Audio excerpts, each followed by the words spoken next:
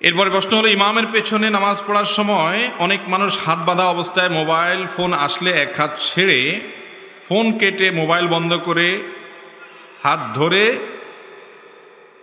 ধরে, তাহলে কি নামাজের ক্ষতি হবে, অর্থাৎ নামাজ হবে কিনা?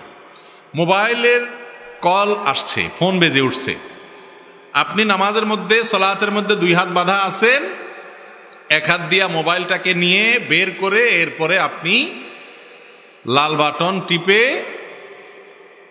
আপনি কলটা কেটে দিলেন অথবা মোবাইলটা সাইলেন্ট করলেন, এটা আপনার জন্য জায়েজ আছে কিনা? উত্তর হলো, যদি আপনি আলতোভাবে খুব সতর্কতার সাথে মোবাইলের গলা টিপে ধরতে পারেন, যে মোবাইল ডিস্টার্ব করতেছে, আওয়াজ হচ্ছে, রিংটোন বেজে উঠছে বা অ্যালার্ম বেজে উঠছে, আপনি হাত দিয়ে কথার কথা পাঞ্জাবির পকেটে আছে বা প্যান্টের পকেটে আছে, হাত দিয়ে যার যার মোবাইল তার একটা অনুমান আছে যে কোন জায়গায় বাটনটা আছে, টিপ দিলে থামবে এটা, অতএব ওই গলাটা কোন জায়গায় আছে ওটা দেখে গলায় টিপ দিয়ে দিলেন, শেষ। এটা করলে আপনার নামাজের কোনো ক্ষতি হবে না।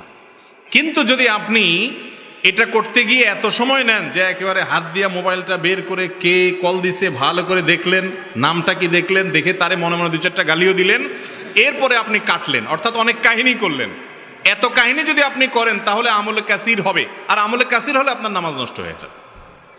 কথা কি বুঝাতে পারছি? আমাদের সমাজে দুই রকমের সমস্যাই আছে।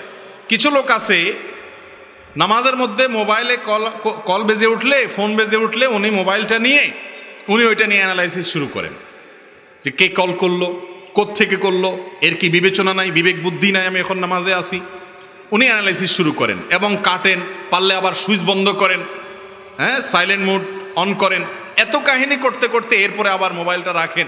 এত কাহিনী করলে এটা আমলে কাসির হতে পারে, আমলে কাসির হতে পারে। এটা বোঝা যাবে কিভাবে আমলে কাসির হলো কিনা? আপনার মোবাইল টেপার ভাবটা যদি এরকম হয়, ধরেন আপনি এমনভাবে মগ্ন হয়ে মোবাইলের দিকে তাকায় টিপাটিপি করতেছেন যে দূর থেকে একজন মানুষ দেখে আপনাকে যদি সন্দেহের মধ্যে পড়ে যায় লোকটা নামাজে আছে নাকি মোবাইল টিপতেছে, যদি তার এরকম মনে হয় যে লোকটা মনে হয় নামাজে নাই, দাঁড়ায় দাঁড়ায় মনে হয় মোবাইল টিপতেছে, হাত এখানে রাখছে, হয়তো হাত ভাঙা বা হাতের কোনো সমস্যা আছে, এই জন্য এখানে এক হাত আছে আর এক হাতে মোবাইল টিপতেছে, একজন মানুষ দূর থেকে দেখে যদি আপনার ব্যাপারে এরকম সন্দেহ করার মতো পরিবেশ থাকে, অর্থাৎ আপনি এত বেশি টিপাটিপি করেন, এরকম সন্দেহ করার সুযোগ যদি থাকে, তাহলে সেক্ষেত্রে এটা আমলে কাসির হবে, এর কারণে নামাজ নষ্ট হয়ে যাবে। কথা কি বুঝাতে পারছি? আর যদি আপনি আলতোভাবে মোবাইলটা কোনো রকম চাপ দিয়ে বন্ধ করে রেখে দেন, হ্যাঁ, একটা না হলে দুইটা, দুটো না হলে পাঁচটা চাপ দিলেন, হাত দিয়ে সাইডে হাত দিয়ে কোনো রকম চাপ দিয়ে বন্ধ করলেন, কোনোভাবে বন্ধ হচ্ছে না, তাড়াতাড়ি আস্তে করে বের করে বন্ধ করে আবার রেখে দিলেন, মানে একবারে দেখা দেখি এত কাহিনী না করলেন, আলতোভাবে করে ফেললেন, তাতে আপনার নামাজ হয়ে যাবে এবং মানুষও, মুসল্লিরাও আপনার বিরক্তি থেকে বেঁচে যাবে। কিছু মানুষ আছে যে দেখে টিপতে থাকে অনবরত, তারা আমলে কাসির করে নামাজ নষ্ট করে। আবার কিছু মানুষ আছে মোবাইল বাজতে থাকে, সে তার হাত ছাড়ে না, যে না, নামাজ নষ্ট করা যাবে না, সবার মনোযোগ নষ্ট হয় হোক, কিন্তু আমার নামাজ নষ্ট করা যাবে না, হাত এরকম ধরেই রাখে। হাত বাঁধাটা ফরজ না ওয়াজিব? নামাজের মধ্যে হাত বাঁধা এটা কি ফরজ নাকি ওয়াজিব? ফরজ না ওয়াজিব? সন্দেহের মধ্যে পড়ে গেছেন। ফরজের পক্ষে যারা হাত তোলেন, নামাজের মধ্যে হাত বাঁধা ফরজ, এর পক্ষে যারা আছেন হাত তোলেন। মাত্র একটা হাত উঠলো, তাও নামে ফেলছে বেচারা। ওয়াজিবের পক্ষে যারা আছেন হাত তোলেন। মাশাআল্লাহ, এই পক্ষে কিছু হাত উঠছে। বোঝা গেল যে বেশিরভাগ মানুষ আপনারা জানেন আসলটা, নামাজের মধ্যে হাত বাঁধাটা কি সুন্নাত। অতএব সুন্নাত তরক হলে নামাজ হবে কি হবে না? বিধায় আপনার নামাজের মধ্যে মোবাইলে কল আসছে, আপনি হাত একটু ছাড়লেন, একটু কিছু সময়ের জন্য ছাড়লেন, তাতে আপনার নামাজ হয়ে যাবে, অসুবিধা হবে না। কিন্তু আপনি আমলে কাসির করলে, টিপাটিপি করে একেবারে এমন কিছু করলেন যে দর্শক আপনাকে দেখে সন্দেহের মধ্যে পড়ে যায় নামাজে আছেন কিনা, তাহলে নামাজ হবে না। কথা কি বুঝাতে পারছি?